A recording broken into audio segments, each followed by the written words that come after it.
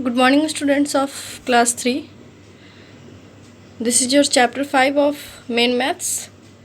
Your chapter 5 is geometry.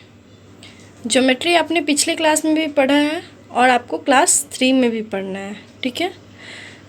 First हमारा recap exercise है। Recap exercise means जो हमने प्रीवियस क्लास में पढ़ा है, ठीक है। फर्स्ट क्वेश्चन आप देख रहे हो रिकैप एक्सरसाइज का। Name this plane figures.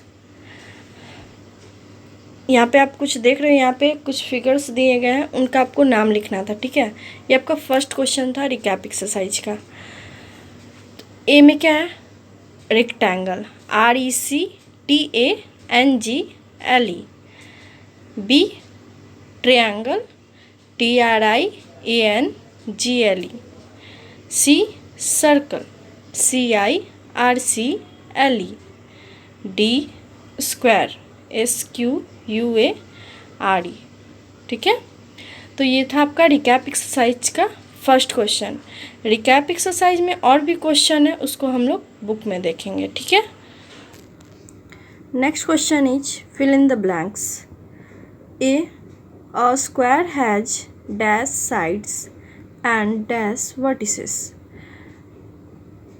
Square में कितने साइड्स होते हैं और कितने वर्टिसेस होते हैं? वर्टिसेस आप यहाँ कॉर्नर को बोल सकते हो। तो कितने वर्टिसेस हो जाएंगे?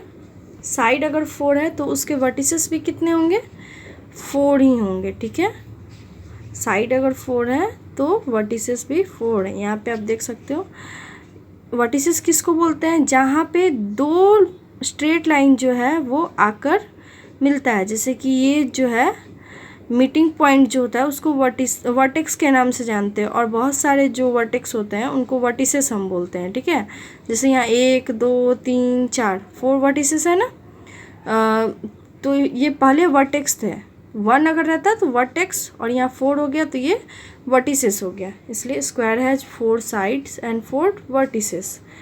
नेक्स्ट, ए रेक्टेंगल हैज, अगर स्क्वायर में 4 वर्टिसेस है तो रेक्टेंगल में भी कितना होगा?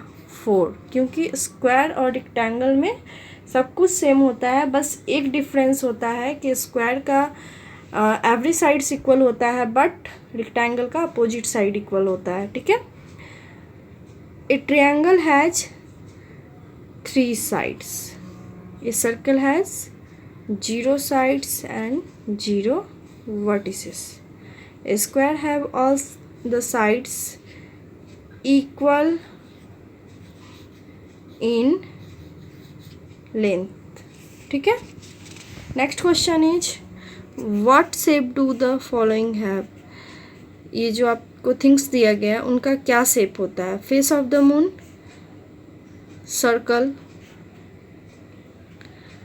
Top of your study table, rectangle. Top surface of sandwich, triangle, ठीक है। Next, simple concept of geometry. Simple concept of geometry में आप देख रहे हो पॉइंट क्या है? A point show an exact location, it is represented by a dot. Point जो है वो एग्जैक्ट लोकेशन को शो करता है। ये इसको हम लोग एक डॉट से रिप्रेजेंट करते हैं। And it does not have any length और ब्रेथ। इसमें कोई भी लेंथ नहीं होता है और ब्रेथ भी नहीं होता है। It is named by a capital letter.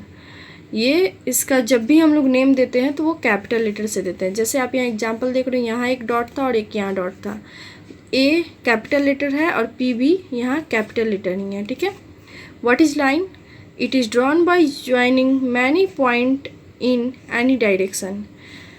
Line जो है वो पॉइंट को ज्वाइन करके बनाया जाता है किसी भी डायरेक्शन में, या फिर वो सीधा हो सकता है, या स्लैंटिंग हो सकता है, या हॉरिजॉन्टल हो सकता है, ठीक है।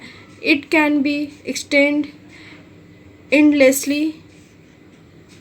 It is denoted by a line has no end point. ये जो है डिनोट किया जाता है लाइन ए से, ठीक है। लाइन ए का जो पॉइंट होता है एंड पॉइंट नहीं होता है। ए से हम लोग स्टार्ट करते हैं और ये फिर आगे बढ़ता चला जाता है, जिसको हम लोग बी से भी डिनोट कर सकते हैं या फिर कोई और लाइन से डिनोट करते हैं। मतलब ए का जो ए से ही स्टार्टिंग होता है और ए का जो एंड पॉइंट नहीं होता है, ठीक है, ए में कोई एंड पॉइंट नहीं होता है। यहाँ जैसा देख रहे हो लाइन ए, तो लाइन ए क्या हुआ, आगे बढ़कर चला गया, ठीक है, तो लाइन ए बी यहाँ बना, ठीक है।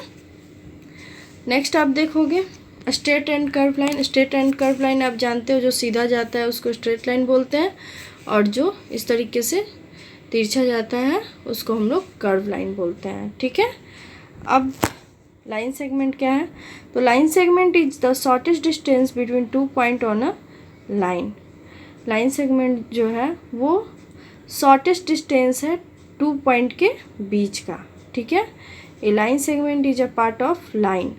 लाइन सेगमेंट जो है वो लाइन का ही एक पार्ट है। In other words a line segment has 2 end point. दूसरे शब्दों में हम बोल सकते हैं कि लाइन सेगमेंट में 2 पॉइंट होता है और ये फिक्स लेंथ का होता है, and also has a fix length, इसमें एक फिक्स लेंथ होता है।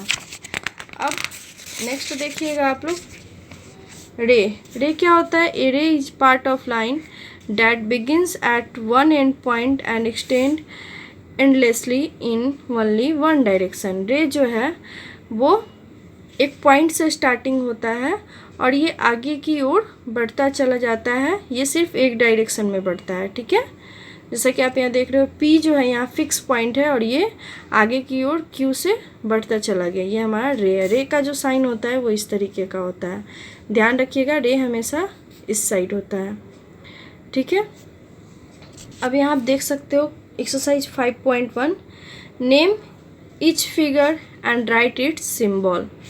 ईच फिगर का यहाँ नाम लिखना है और इसका सिंबल देना है। पी क्या है, ये पॉइंट है, ठीक है।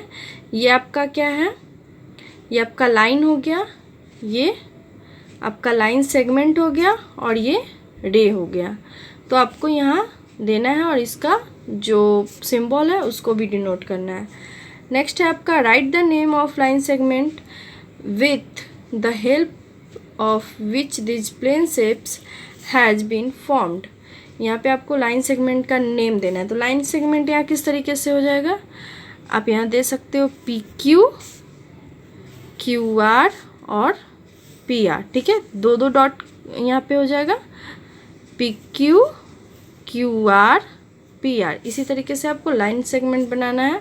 तो यहाँ पे हो जाएगा A B, B C, C D, A D, ठीक है। यहाँ आप खुद से बनाओगे। नेक्स्ट आप देख सकते हो, fill in the blanks with appropriate answer. A dash does not have any length और ब्रेथ। किस में लेंथ और ब्रेथ नहीं होता है, तो पॉइंट में, ठीक है। A dash has no end point. End point किस में नहीं होता है, तो लाइन में कोई भी एंड पॉइंट नहीं होता है, ठीक है। तो a line has no end point. A line segment P Q is represented by. Line segment P Q को आप रिप्रेजेंट कैसे करोगे, यहाँ पी क्यू और उसको इस तरीके से आप रिप्रेजेंट करोगे, ठीक है। A dash has only one end point. किस में ओनली वन एंड पॉइंट होता है, तो रे में होता है, ठीक है। नेक्स्ट आप देख रहे हो, in the given figure name horizontal lines, vertical lines and slanting lines.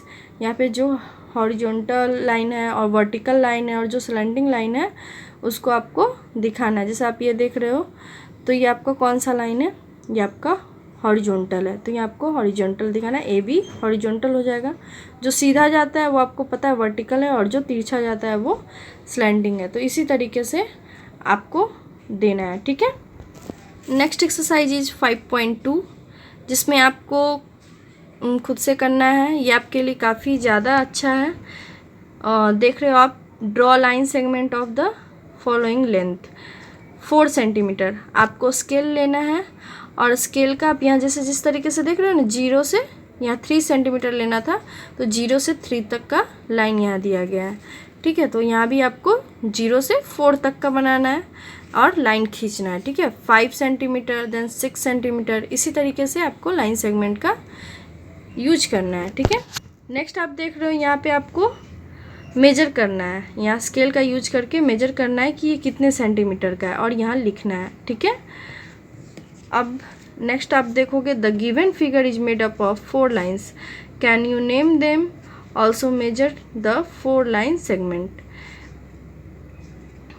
ये जो फिगर है वो 4 लाइन से बनाया गया है, इसका नाम हम लोग दे सकते हैं। ये कौन सा फिगर है, तो ये रेक्टेंगल है और इसको हमको मेजर भी करना है, तो हम लोग लाइन को मेजर कर लेंगे कि कितने कितने सेंटीमीटर का है। नेक्स्ट आप देख रहे हो सॉलिड शेप्स। सॉलिड शेप्स तो आप पढ़ चुके हो, क्या क्या होता है, क्यूब होता है, क्यूबॉइड होता है, सिलेंडर होता है, स्फीयर होता है और कोन होता है। तो एक क्यूब है 6 स्क्वायर फेस, क्यूब में 6 स्क्वायर फेस होता है, 12 एजेस होता है और 8 वर्टिसेस होता है। क्यूबॉइड भी सेम होगा बट इसका रेक्टेंगुलर फेस होता है, 12 एजेस होता है और 8 वर्टिसेस होता है। सिलेंडर में 3 faces, 2 faces are plane and 1 is curve, ठीक है। It has 2 circular edges and no vertex. Sphere में 1 कर्व सरफेस होता है और कोई भी एजेस नहीं होता है और वर्टेक्स भी नहीं होता है। कोन में 2 फेसेस होता है, 1 फेस प्लेन और 1 फेस कर्व, ठीक है। एज 1 होता है इसमें और वर्टेक्स भी इसमें 1 ही होता है, ठीक है। नेक्स्ट हम लोग एक्सरसाइज 5.3 देख रहे हैं, जहाँ पे आपको क्या करना है, look at the object and write their shapes, also indicate whether the object have a plane और अ कर्व सरफेस। ये जो आप ऑब्जेक्ट देख रहे हो इसको बताना है आपको कि ये कौन से शेप्स हैं और ये भी बताना है कि ये प्लेन शेप है या फिर कर्व शेप्स है। इसका मतलब सरफेस जो है वो प्लेन होता है या कर्व होता है, ठीक है। अब नेक्स्ट आप देखोगे name the object in the classroom which have only plane surface. आपके क्लासरूम में कुछ ऐसे ऑब्जेक्ट होंगे जिनका सरफेस प्लेन होता है, वो आपको लिखना है। और उसके नेक्स्ट आप देख रहे हो name the object from your surrounding with both curve and plane surface. और आपके सराउंडिंग में जो कुछ ऑब्जेक्ट हैं उसमें प्लेन और कर्व सरफेस दोनों जो होंगे उनका नेम लिखना है। Next fill in the blanks जो है उनको आपको खुद से फिल करना है, जो आपके बुक में पीछे दिया गया है उसके अनुसार से आपको फिल करना है, ठीक है। तो बच्चों आज के लिए इतना ही, इसको रिवीजन कीजिए और बाकी सारे एक्सरसाइज को हम लोग बाद में करेंगे। Thank you.